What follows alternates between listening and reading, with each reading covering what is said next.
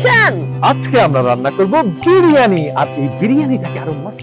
সম্প্রতি অভিনেতা তামিম মৃধার অভিনয় ছেড়ে ইসলাম ধর্মে মনোনিবেশের খবর ব্যাপক সাড়া ফেলেছে সামাজিক যোগাযোগ মাধ্যমে।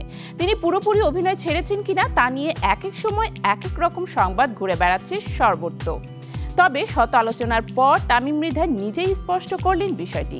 জানবো বিস্তারিত। চলো চলো সবাই যাই। অ্যাকশন! আজকে আমরা রান্না করব বিরিয়ানি, আর এই বিরিয়ানিটাকে আরো মস্ত। বাংলাদেশের তরুণ অভিনয় শিল্পীদের মধ্যে তামিম মৃধা জনপ্রিয় এক মুখ।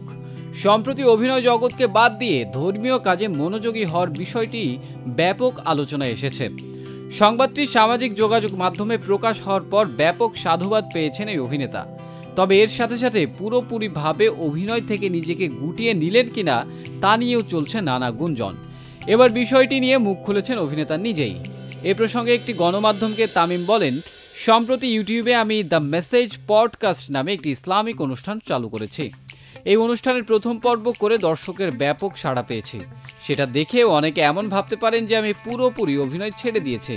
তিনি আরও বলেন, আমি লম্বা সময় ধরে অভিনয় থেকে কিছুটা দূরে আছি, তার মানে এই না যে পুরোপুরি অভিনয় বিদ্বেষী হয়ে গেছি।